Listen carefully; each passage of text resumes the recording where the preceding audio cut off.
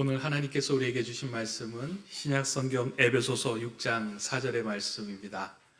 에베소서 6장 4절의 말씀인데요. 한 절의 말씀입니다. 우리 한 목소리로 함께 합독해서 읽도록 하겠습니다. 또 아비들아 너희 자녀를 노엽게 하지 말고 오직 주의 교훈과 훈계로 양육하라. 아멘.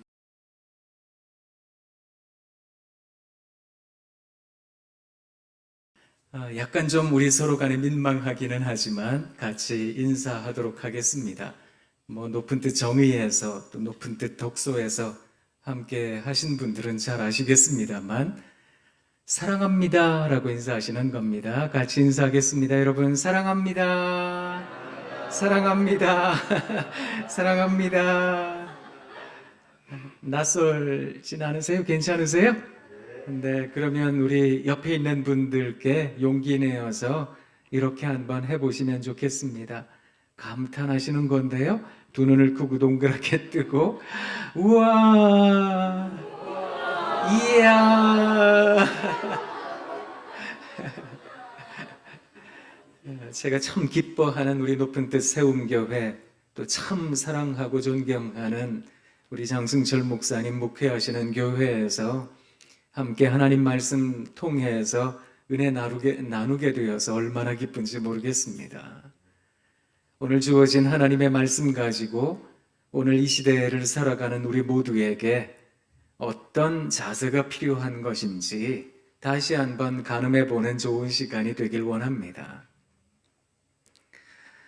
오늘 청소년들과 함께 예배드린다 그래서 사실 이 말씀을 준비하며 어떤 생각을 했는가 하면 이 자리에 우리 자녀들과 함께 하신 부모님들께서는 앉아 계시는 자리가 조금은 불편하실 수도 있겠다 이런 생각을 했더랬습니다. 그렇지만 아이들과 같이 예배 드리시면서 아이들을 만나는 마음의 태도 또 나의 삶의 자세 그것을 어떻게 이루어갈 수 있을까 한번 이 자리에서 결단하시라 이런 뜻에서 말씀을 준비했습니다. 용기 내시면 참 좋겠습니다. 살아가는 삶이 편할 때에야 또 내가 원하는 대로 삶이 이루어질 때에야 산다는 게 대수겠습니까? 사실 사는 것은 참 좋은 일이다. 산다는 건 절로 사라지는 거야. 이런 생각들 하실 겁니다. 근데 산다는 게 힘겨울 때 오늘날처럼 이렇게 코로나19 감염증 사태가 1년 6개월 이상 이루어질 때 도대체 언제쯤 집단 면역은 이루어지고 언제쯤 우리는 마스크 벗고 살 수 있을까? 언제쯤 삶은 조금 더 편안해지고 경제는 회복되고 언제쯤 내 삶의 평탄한 나날들은 이루어질 수 있는 것일까? 그것이 못내 의심스러워지는 기간을 우리가 살아간다면 산다는 것은 평범을 넘어선 비범한 일이다 이런 생각을 합니다. 이런 기적과도 같은 일들을 이루어주시는 여러분들께 그저 고맙습니다 라고 말씀드리고 싶습니다. 그런데 오늘 이 자리에서 오늘 우리들에게 주어지는 하나님 말씀 속에서 제가 외람되지만 하나님의 말씀으로 권면을 드리고자 합니다. 이 권면의 말씀을 가슴에 꼭 간직하시고 살아내실 수 있는 우리 모두가 되길 원합니다. 오늘 이 본문의 말씀은 호칭으로부터 시작합니다. 아비들아 이렇게 시작을 하는데요. 난 아비 아닌데, 나는 어민데, 나는 아비 아닌데, 나는 자녀인데 그래서 이 호칭으로부터 나는 멀어져 있다 혹은 비켜서 있다 이렇게 생각하신다면 조금은 잘못 생각하신 겁니다. 우리는 살아가면 누군가에게 영향이라는 걸 끼칩니다. 그 영향을 끼치는 대상이 내 배우자일 수도 있고 내 자녀일 수도 있고 내 부모님일 수도 있고 내 친구, 이웃 그리고 내가 직장에서 혹은 생업의 터전에서 만나는 사람들일 수도 있겠습니다.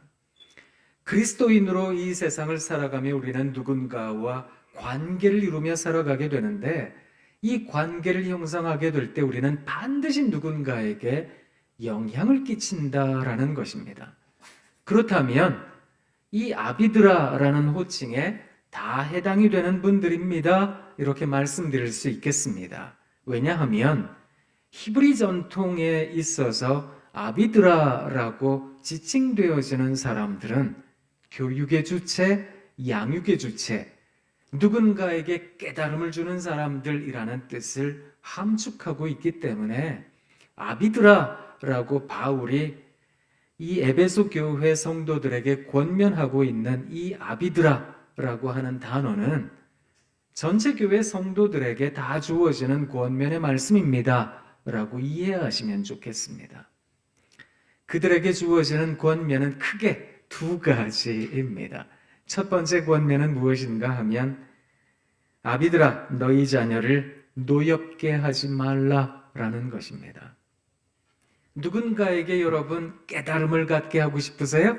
누군가에게 어떤 영향력을 끼치고 싶으신지요? 어찌되었건 우리는 누군가에게 영향을 끼칠 수밖에 없을 텐데 그렇다면 사랑하는 여러분, 만나는 누군가 그 사람을 화가 나게 해서는 안 됩니다 라고 권면하고 있는 것입니다. 여러분이 만나는 사람들을 분노하지 않도록 살아가실 수 있다면 참 좋겠습니다. 그런데 이게 거의 불가능한 말이기도 합니다. 사실은. 그렇기 때문에 권면입니다 라고 이야기를 드리는 겁니다. 우리 모두가 마땅히 해야 할 일이라면 책무이지요. 반드시 해야 할 당위성을 갖고 있기 때문입니다. 그런데 사실 이건 불가능한 이야기입니다. 왜냐하면 딱히 내가 잘못한 것도 없는데 그냥 내가 생긴 게 싫은 사람이 있대요. 그냥 내가 말하는 말투가 싫대요. 난 저렇게 이해하는 사람이 싫고 저렇게 머리 헤어스타일 한 사람도 싫고 저렇게 화장한 사람도 싫고 다 그냥 싫은 사람이 있대요. 오늘 처음 봤는데도 이미지가 영 아니라고 얘기를 하는 사람도 있거든요. 그걸 생각해 보면 누군가를 다 만족시키고 다 즐겁게 할 사람은 세상에 존재하지 않는다라는 것입니다. 그렇기 때문에 우리는 부지불식간에 누군가를 기분 나쁘게 할 수 있겠습니다. 다만 이 본문에서 말하고 있는 것은 그런 것까지 포함하는 것이 아니라 어떤 의도를 갖고 어떤 목적을 갖고 여러분 만나는 사람들을 화가 나게 해서는 안 됩니다 라고 하는 뜻을 포함하고 있는 것입니다. 그런 점에서 우리가 관계 맺으면서 누군가를 이제 살뜰하게 알콩달콩 오손도손 그렇게 관계를 형성하면 참 좋겠는데요. 그게 아니라 때로 그 사람이 내 마음의 상처를 건드릴 때가 있거든요.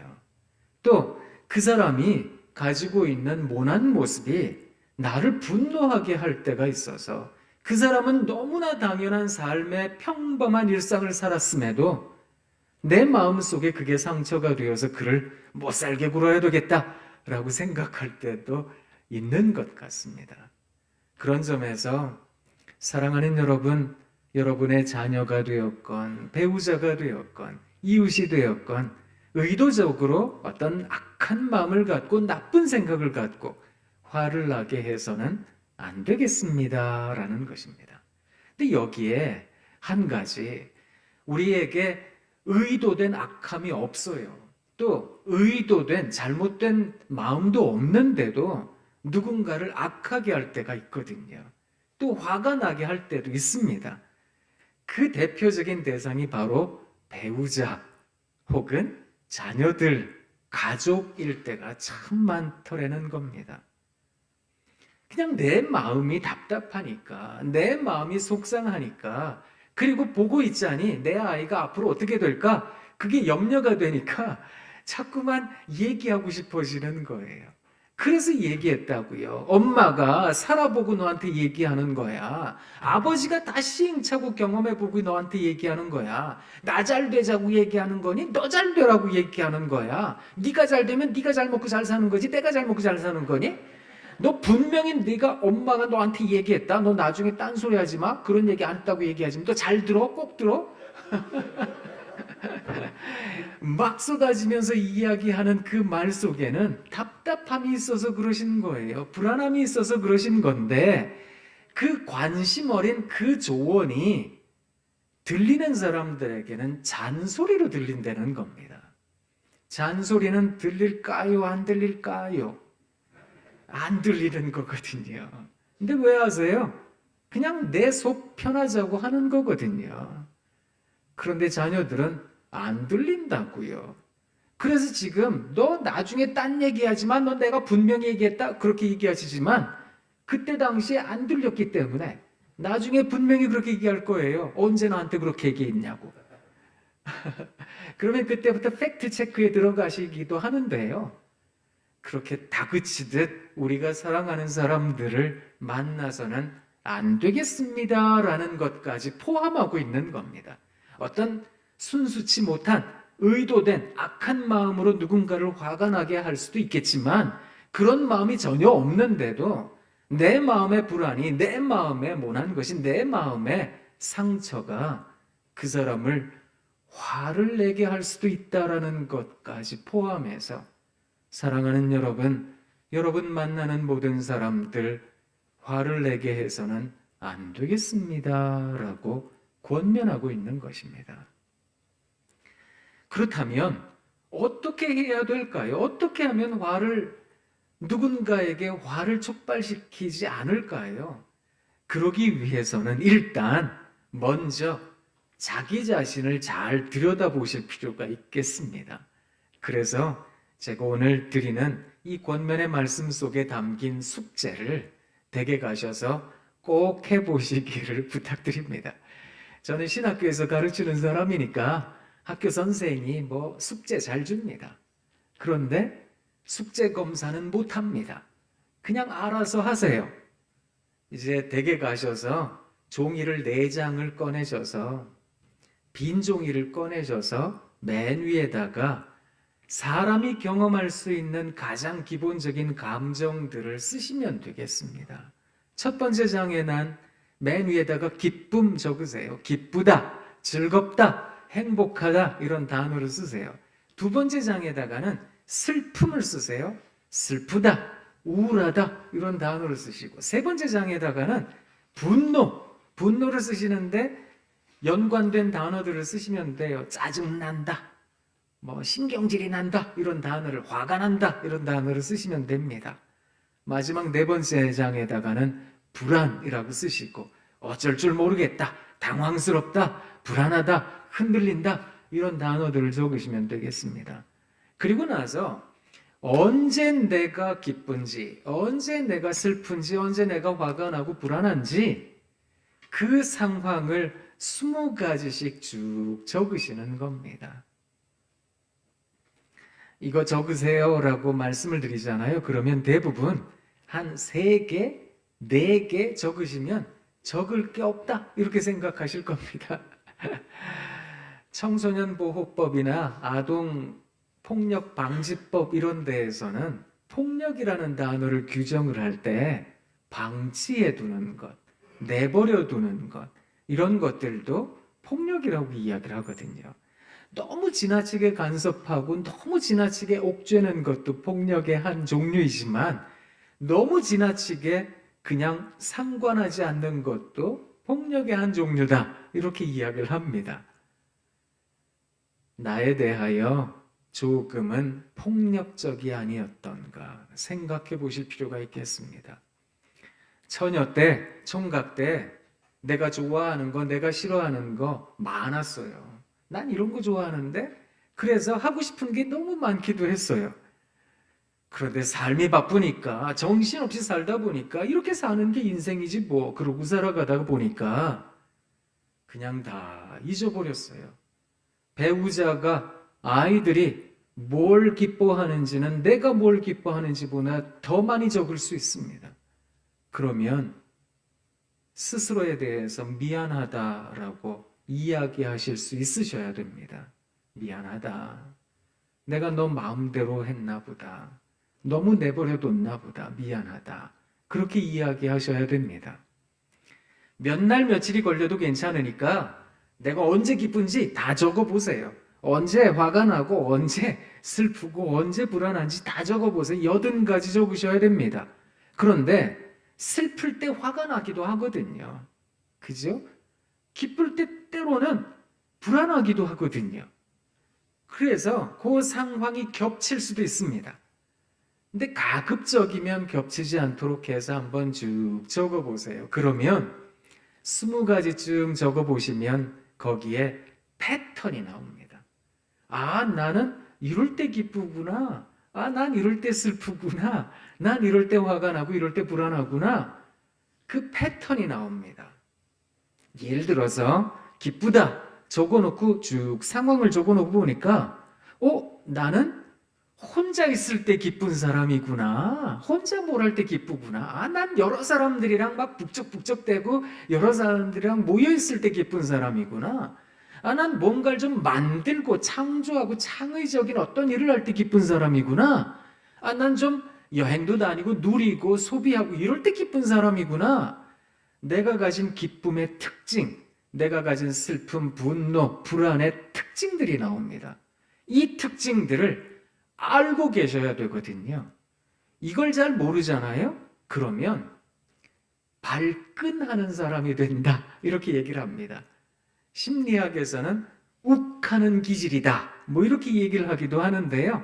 욱하고 어떤 나쁜 짓을 하기도 하고 어떤 행동들, 과격한 행동들을 합니다. 그리고 나서는 조금 있다가 내가 잠깐 제정신이 아니었나 봐요. 내가 아니었어요. 이렇게 얘기를 한다고요. 근데 그게 아니라 그 사람 맞거든요. 보세요. 지금 여러분 좀 화가 나세요? 그렇지는 않으시죠? 아직까지는 괜찮으시죠? 네. 그런데 지금 설교를 제가 한 지 얼마 안 됐으니까 참고 계시지만 제가 설교를 1시간을 하고 막 2시간을 하고 세상에 오후 2시가 지났는데도 아직까지 예배를 드리네? 그럼 화내실 거죠. 엊그저께 슬펐던 일이 내일 생기면 또 슬퍼지실 거죠. 사람이 가지고 있는 특징적인 현상들은 사라지는 게 아니라는 겁니다. 인지상정이라 사람 비슷한 거 아닙니까? 네, 그렇습니다. 사람 비슷합니다. 비슷하게 슬퍼하고 비슷하게 기뻐하고 비슷하게 분노합니다. 그런데 개인적으로 들어가면 또 조금 다릅니다. 나는 분명히 기뻐서 웃고 있는데 옆에 사람은 무덤덤해요. 이 사람 막 화를 내고 있는데 나는 그냥 재미있는데? 이런 생각이 들어요. 참 다르지요? 내가 가지고 있는 감정의 특징이 그가 가지고 있는 감정의 특징과 다르더라라는 것입니다. 그래서 내가 가지고 있는 감정의 특징을 아셔야 된다는 거죠. 사람은 태어나면서부터 경험이라는 걸 하는데 이 경험이 쌓여서 하나의 마음의 조직 체계가 만들어집니다.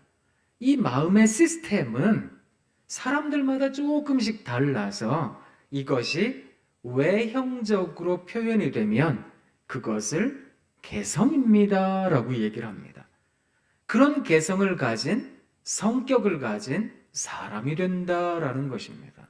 이걸 생각해 보면 내가 가지고 있는 성품, 성격, 개성 그게 어떤 것이 되었건 어떤 상황에 대한 나만의 독특한 반응이 생겨난다는 건데요. 이 반응은 사람 저마다 다 다르다라는 것입니다. 그래서 이걸 알고 계셔야 돼요. 머릿속으로 휙 하고 지나가는 게 0.00001초라도 생기셔야 됩니다. 이게 휙 하고 지나가면 나는 이때쯤 화가 날 텐데 내가 이때쯤 슬퍼질 텐데 이때쯤 기뻐질 이걸 아셔야 된다는 겁니다. 생겨나는 감정은 통제하기가 어렵습니다. 불가능합니다. 왜요? 우리가 사람이기 때문에 그렇습니다. 사람이 감정이 없다? 그건 산 목숨이 아니잖아요. 생각해보면 우리는 다 저마다 감정을 갖고 있거든요. 근데 기쁘다고 마통 쓰면 안 되잖아요. 마이너스 통장. 막 기분파이 돈 막 써요. 그거 안 되잖아요. 화가 난다고 사람 때려 패면 안 되잖아요. 슬프다고 일본 사람들 말하는 히키코모리, 우리나라 말로 은둔형 외톨이 되면 안 되잖아요. 불안하다고 그저 옆에 있는 사람 괴롭히고 막 자기도 그러면 안 되잖아요. 어떤 감정에 대한 반응으로서 행동을 제어할 수 있어야 됩니다. 이것을 충동을 조절한다 이렇게 이야기를 하는데요. 충동을 조절할 수 있는 사람이 되는 겁니다. 내 감정을 파악하고 계셔야 되거든요. 이때쯤엔 내가 불안해질 텐데. 그렇다면 이렇게 충동을 조절할 줄 알게 되면 극단적으로 가지 않습니다. 그래서 내 행동을 제어하게 되는데, 그렇기 때문에 내 옆에 있는 사람에게 내가 감정적으로 대응하지 않게 되는 겁니다. 자녀가 나를 건드릴 수 있어요. 배우자가 나를 건드릴 수 있어요. 맨날 뭐 배우자 그러는데 뭐가 배울 게 있어서 배우자래? 하나도 배울 게 없는데 이렇게 생각하실 수 있거든요. 화가 나실 수 있는데 그때 내 마음을 잘 관리하실 수 있으셔야 된다라는 것입니다. 사실 우리가 믿음을 갖는다, 신앙을 갖는다라고 하는 것을 한번 생각해 보세요. 우리가 하나님 앞에서 어떤 신앙을 갖습니다, 믿음을 갖습니다라는 것은 어떤 내 상황, 내 여건, 내가 처해 있는 그 상황이 나에게 주는 압박감, 거기에 함몰되는 인생이 되지 않겠습니다라는 것이 믿음과 신앙의 특징이기도 한 거거든요. 그래서 어떤 어려운 괴로운 상황이 펼쳐진다 할지라도 하나님, 제가 한번 씩씩하게 살아가 보겠습니다. 제 연약한 무릎 일으켜서 한번 살아보겠습니다. 이걸 믿음이라고 하잖아요. 이 믿음을 가지고 있는 사람들은 상황이 주는 압박에 굴복해서 절망하고 아파하고 분노하고 그렇게 살아가지 않는 사람을 뜻하는 거거든요. 그렇다면 이 믿음의 사람은 어떻게 살아야 되는 것일까? 그 믿음의 사람은 날마다 마귀가 자기를 움켜 삼키기 위하여 준비하고 있다는 것을 감각적으로 깨닫는 사람들이라는 겁니다. 그래서 악에게 지지 않겠습니다. 그래서 마귀의 어떤 종노릇하지 않겠습니다. 우리가 그것을 말하는 사람들이잖아요. 그래서 신앙을 갖는다라고 하는 것은 내 감정을 잘 조절할 줄 압니다라는 것과 아주 흡사하다는 것입니다. 그런 점에서 사랑하는 성도 여러분, 배우자를 만날 때, 자녀들을 만날 때 여러분 감정의 흐름을 잘 이해하셔서 너무 감정적으로 치우치지 않으시면 좋겠습니다. 그렇게 내 옆에 있는 사람을 대우해 주시고 만나 주시면 좋겠습니다. 이것까지 아우르는 말씀이라고 오늘 본문 말씀을 이해하시면 참 좋겠습니다. 그래서 여러분 자녀들, 배우자들, 만나는 사람들, 그렇지요. 자꾸 나를 화가 나게 하니까 그래서 나도 한 소리 한 거예요. 그리고 그 사람 모습이 마음에 안 들고 탐탁지 않으니까 그냥 그렇게 얘기를 한 거예요. 그래서 관계가 틀어진 거예요. 생각해 보면 그렇게 살지 말라고요?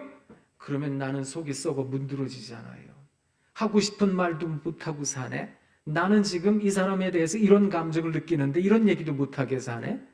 이렇게 생각되어서 난 속도 없네, 난 속이 비었네, 이런 생각하실 일입니다. 그런데 사랑하는 여러분, 속이 비면 빌수록 울림이 깊어지는 거라는 걸 꼭 기억하시면 좋겠습니다.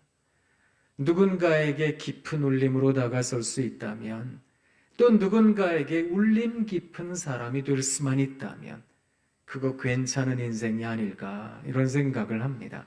그래서 만나시는 모두를 아우르실 수 있는 넉넉한 분들 다 되시기를 부탁드립니다. 하나님께서 여러분 잘해 주실 거예요. 그래서 답답하고 컬컬한 마음도 하나님께서 다 시원하게 해주실 그런 날을 속히 보게 해주실 줄 믿습니다. 그래서 바로 반응하지 마시고 조금 참아주세요. 조금 견뎌주세요. 제가 예전에 이제 외국에서 공부를 하는데요. 저는 이제 신학교에서 상담을 가르치거든요. 그러니까 공부하다가 보니 상담을 실제로 해야 될 때가 많았는데요. 저는 그냥 한국 사람이잖아요. 근데 미국에서 공부를 해서 또 미국에 있는 지역 커뮤니티 센터에서 상담센터에서 상담을 해도 한국 사람이다 보니까 미국 사람들이 얘기하는 게 잘 안 들렸어요. 그런데 희한한 일이 벌어졌어요. 세상에 찾아오는 거기에 상담사들이 여럿 있었거든요. 세상에 저를 제일 많이 찾았어요. 저한테 줄을 쫙 서 있었어요. 제가 얼마나 어깨가 으쓱했는지 아세요? 나 상담 꽤 하나 봐. 이런 생각을 했거든요. 그런데 제가 그게 아니라는 걸 알게 되었습니다. 아니, 왜 저 동양인 상담자만 찾으세요? 몇몇 분이 그 얘기를 하시는 걸 제가 들었어요. 다른 상담자들은 내가 조금만 뭘 얘기를 하면 자기 이야기하느라고 정신이 없는데 저 동양인 상담자는 눈만 동그랗게 뜨고 열심히 내 얘기를 듣고 있다고. 근데 사실은 제가 저도 말하고 싶었어요. 그런데 잘 안 들리기도 했어요. 안 들릴 때 그냥 씩 웃었어요. 그리고 또 이게 열심히 들었어요. 열심히 들으면서 요 얘기 해주려고 했는데 너무 빨리 얘기하는데 주제가 휙 지나가 버렸어요. 하려고 하다가 못하고 그래서 지나가고 아무 말도 못하고 있었던 건데 사람들이 하는 이야기가 저 동양인 상담자는 얼마나 우리 얘기를 잘 들어주는지 모른다고. 제가 그때 이해를 했거든요. 그렇구나. 듣는 것이 말을 하는 거로구나. 이걸 알게 되었습니다. 그래서 제가 상담 배우는 학생들에게 그렇게 얘기를 합니다. 상담하다가 보면 답답한 마음이 있으니까 요 얘기 꼭 해야 되는데 이런 생각이 들 때가 있거든요. 그때 허벅지를 꼬집으세요. 아니 그래도 이야기를 꼭 해야 되겠네. 혀를 깨무세요. 아니 이야기를 안 하면 죽을 것 같은데 혀 깨물고 죽으세요. 이렇게 얘기를 하거든요. 정말 차라리 말하지 않는 것이 정말 많은 이야기를 하는 것과 마찬가지라는 겁니다. 앞에 있는 사람에게 이야기할 기회를 주고 배우자에게, 자녀들에게 이야기할 수 있는 기회를 주고 그리고 내가 하고 싶은 말을 조금 참아보세요. 그러면 사람들은 어떻게 생각하는지 아세요? 저 사람이 가진 나에 대한 사랑의 깊이가 깊구나. 저 사람이 나에 대하여 가진 사랑의 넓이가 넓구나. 이렇게 생각한다는 겁니다. 참 희한하죠? 내 얘기를 많이 들어주는 사람일수록 나를 더 사랑하는 거야. 이렇게 생각한다는 거예요. 누군가를 만났는데 그 사람 얘기만 정신없이 해. 그러면 뒤돌아서서 그 생각해요. 저 사람은 나를 별로 사랑하지 않는 거로구나. 참 희한한 이치를 알게 되었습니다. 사랑하는 여러분, 어쩌면 우리 마음속에 있는 불안, 힘든 거 이런 것 때문에 가족을 만나다 보면 자꾸 얘기하고 싶어져요. 진짜로요. 그런데 그 생각도 하셔야 됩니다. 제가 한참 전에 저희 애들 막 이렇게 살았으면 되겠냐 막 소리를 질렀던 적이 있었는데요. 그렇게 애들 방에서 소리 지르다가 안방으로 가는 그 찰나적인 시간, 몇 초 안 되는 그 시간, 거실 지나가면서 몇 초 안 되는 그 시간에 머릿속으로 휙 하고 지나갔던 생각. 너는 이렇게 다 알아서 이 모양으로 사냐? 저한테 했던 생각이었거든요. 생각해보면 어느 누가 이 세상 살면서 나는 잘 살고 있습니다 할 수 있겠습니까? 목이 고든 사람처럼 그렇게 교만해질 상황이 아닌 거잖아요. 사람은 어떻게 될지 아무도 모르니까요. 지금 힘들다고요? 너무 절망하셔서도 안 됩니다. 사람 어떻게 될지 모르는 거니까요. 어쩌면 사람이 마음으로 계획할지라도 일을 이루시는 분이 하나님이시다. 그 하나님에 대한 신앙을 가지고 있는 사람들은 조금 천천히 그럼에도 불구하고 넓은 마음으로 하늘을 한번 바라보며 큰 숨 한 번 쉬고 큰 걸음을 한번 내딛는 그런 좋은 신앙인들이 되시길 부탁드립니다. 그 다음에 가능한 게 뭔지 아세요? 그게 두 번째 권면입니다. 오직 주의 교훈과 훈계로 양육해라.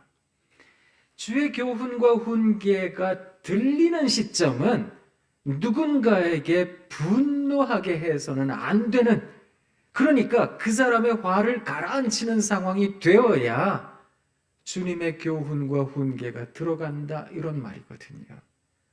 먼저 누군가의 마음을 잔잔케 해야 주님의 교훈과 훈계가 작동하게 된다는 겁니다. 그렇다면 주님의 교훈과 훈계로 양육한다는 의미가 무엇일까요? 초대교회로부터 이루어진 아주 중요한 교회 전승, 전통은 우리 주님의 교훈과 훈계에는 두 가지 큰 주제가 있다, 이렇게 이야기를 합니다. 이 큰 두 가지 주제는 세례 요한도 말했고 예수님께서도 제일 먼저 말씀하신 그 말씀입니다. 그게 뭔가 하면 회개하라, 천국이 가까웠느니라. 그래서 예수님 공생의 사역에 복음서, 마태복음, 마가복음, 누가복음, 요한복음 말씀을 찬찬히 읽어보시면 우리 주님께서 말씀하신 주제가 이 두 가지로 함축이 됩니다.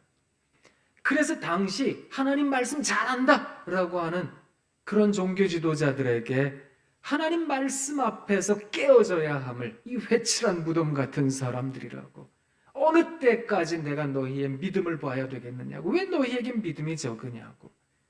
날마다 우리 주님께서 우리들에게 말씀하셨던 것의 핵심은 회개하는 것, 그리고 하나님의 나라를 바라볼 줄 아는 것.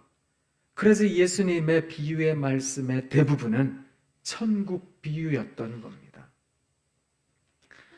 회개한다라고 하는 것은 하나님이라는 진리의 빛 앞에서 나를 산산조각 내는 겁니다. 이것을 굉장히 어려운 말로는 해체, 이런 말로도 이야기를 하는데요. 나를 부숴뜨리는 것을 말하는 겁니다. 그래서 내가 가진 생각, 아니 난 이렇게 생각하는데요, 난 이렇게 경험을 갖고 있는데요, 아니 내가 다 지내보니까 이런 거야, 이러한 마음까지도 하나님이라는 진리의 빛 앞에서 내려놓을 줄 아셔야 됩니다. 그래서 구약 성경에서 하나님께서 이스라엘 백성들에게 가장 많이 말씀하셨던 단어, 그 단어는 슈브라는 단어였는데 이 단어는 돌이키다, 돌아서다, 이런 뜻입니다. 네가 너의 가는 그 악한 길에서 돌이키라고. 너가 그렇게 걸어가는 그 세상적인 욕구에서 돌이키라고. 돌아서서 하나님을 바라보아야 한다고. 우리 하나님께서 선지자와 예언자, 그 많은 신앙의 선배들을 통해서 일깨워 주셨던 겁니다. 그걸 생각해 보신다면 우리가 어떻게 살아야 될까? 사랑하는 여러분, 누군가에게 분노심을 주지 않게 하시려면 나를 끊임없이 성찰하셔야 됩니다. 나를 끊임없이 돌아보셔야 됩니다. 반추라는 어려운 말을 쓰기도 하는데요, 자기 자신을 반성하셔야 됩니다. 그렇게 하나님 앞에 날마다 말씀을 묵상하며 기도하며 하나님 제가 하나님 앞에 서며 온전치 못했습니다, 이것을 고백하실 줄 아셔야 됩니다. 초대교회로부터 이루어진 예배 형식 가운데 오늘 우리도 예배하며 우리가 고백의 기도했잖아요. 하나님 앞에서 고백했잖아요. 그리고 사죄 선언이 있었잖아요.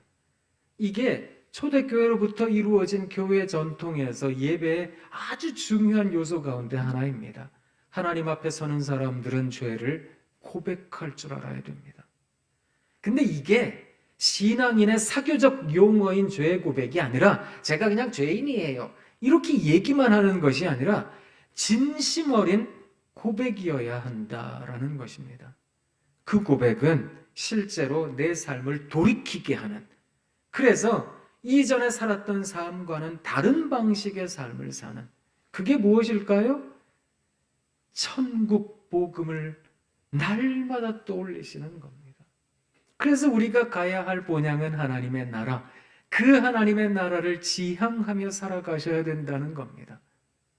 그 하나님의 나라를 생각하는 사람들마다 내가 이렇게까지 화낼 필요가 있을까? 내가 이렇게까지 괴로워할 필요가 있을까? 그 생각을 하게 됩니다. 그래서 하나님의 나라가 가깝다라고 생각하는 사람들은 관용할 줄 압니다. 너희 관용을 모든 사람들이 알게 하라. 주께서 가까우시니라. 바울이 빌립보 성도들에게 권면했던 말씀입니다. 생각해 보면 하나님의 나라가 가깝습니다. 우리 주님의 나라가 가깝습니다. 이 고백을 할 줄 아는 사람들은 조금 넉넉하게 살아갈 줄 압니다. 저는 그렇게 넉넉하게 살아갈 줄 아는 그리스도인, 하나님의 나라가 눈에 들어오는 사람들, 이런 사람들이야말로 이 세상을 날마다 기뻐할 수 있는 게 아닐까 이렇게 생각하는데요. 십자가 내가 처음 볼 때에 나의 맘의 큰 고통 사라져. 오늘 믿고서 보세요. 내 눈 우와 밝아졌네. 참 내 기쁨 영원하도다. 눈이 밝아지는 것, 그게 내 기쁨이 영원할 수 있는 근거가 되는 거거든요. 눈이 밝아진다는 건 무엇일까요? 하나님의 나라를 발견하는 것, 십자가의 은혜를 발견하는 것.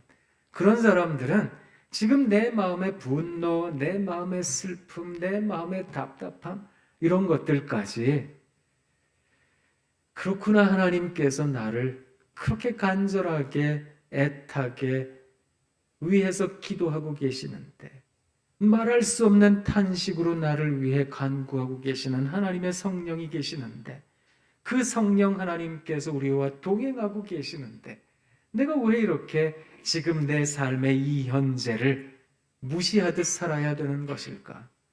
오히려 내 앞에 펼쳐져 있는 지금 내 현재, 이 현재를 오히려 잘 살아갈 수 있는 그런 근거와 힘이 되는 것은 아닐까, 이런 생각을 해봅니다.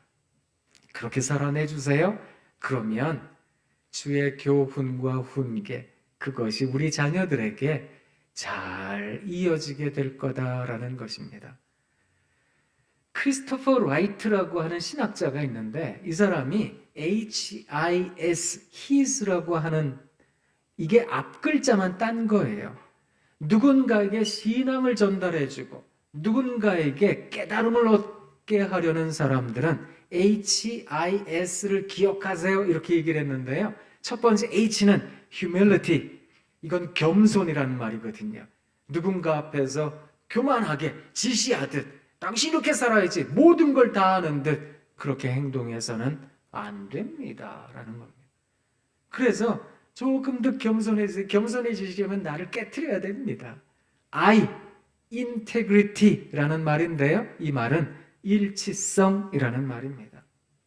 저희 학교에 기독교 교육학과 교수님들이 계시는데, 이분들이 자녀 세대의 신앙이 전수되기 위해서 무엇이 필요한가 연구를 했어요. 자녀들이 공통적으로 말했던 1등 답안이 뭐였는가 하면, 부모님들께서 신앙과 삶의 일치를 보여주시면 좋겠습니다 라는 거였습니다. 분명히 신앙이 좋은 분이에요. 우리가 흔히 신앙이 좋다라고 이야기할 때 교회 출석 잘하시고 봉사, 선교, 구제, 헌금, 여러 면에서 다방면에서 흠잡을 데 없는 분이세요. 그런데 집에서 애들을 때려요. 혁대를 풀고 애들을 때려요. 이게 우리들이 가지고 있는 신앙과 삶의 큰 괴리감일 수 있거든요. 아이들이 그걸 보면서 무엇을 배우겠습니까? 그러니 사랑하는 이 자리에 계신 부모님들께 제가 외람되지만 권면드립니다. 우리들의 신앙과 삶의 간격을 좁혀나갈 수 있도록 하셔야 됩니다. 저도 사랑합니다. 저 사람 부인한테 물어봐야 돼, 이런 생각하실 수 있으세요? 저 집에 애들한테 물어봐야 돼, 이렇게 생각하실 수 있으세요? 저도 그래서 열심히 노력합니다. 사랑하는 여러분, 우리들이 말로 고백하는 것, 그 신앙을 살아가는 삶에 잘 연결시킬 수 있도록 노력하시면 좋겠습니다. 마지막 S, 그 S는 simplicity, 단순함이라는 거거든요. 단순하다는 것은 이 세상 살면서 너무 복잡하게 살지 않는 거예요. 이렇게 하면 어떻게 할까? 이렇게 하면 어떻게 할까? 그러다 보면 사람이 너무 재간을 부리려고 하고요. 그러다 보면 자기의 이속을 챙기기 위하여 너무나 머리를 많이 쓰게 되거든요. 그게 아니라 때로 손해도 좀 봐야죠. 예수님 믿는다는 게 무엇일까? 조금 단순하게 살려고 하는 게 아닐까? 그런 생각을 해봅니다. 그렇게 누군가에게 영향을 끼치실 수 있는 좋은 분들이 되시면 좋겠습니다. 오늘 어쩌다 보니까 말씀을 통해서 저도 굉장히 찔리는데요. 저도 잘 살겠습니다. 우리 높은 뜻 세움교회, 그렇게 하나님의 뜻을 높이 세워나가는 귀한 하나님의 신앙의 가족들 되시길 부탁드립니다. 여러분 사랑합니다. 사랑합니다. 우와! 기도하겠습니다. 하나님 참 고맙습니다. 우리 귀한 교회가 이곳에 하나님 앞에서 예배를 드리고 있습니다. 하나님이 신앙의 공동체가 현장에서 또는 집에서 온라인으로 예배 드릴 때 하나님 기뻐 받아주시고, 우리 귀한 신앙의 공동체가 주님께서 우리들에게 주시는 귀한 권면의 말씀을 잘 받아들여 살아가며 이렇게 살려고 노력할 수 있도록 은혜도 하여 주옵소서. 예수님 이름으로 기도합니다. 아멘.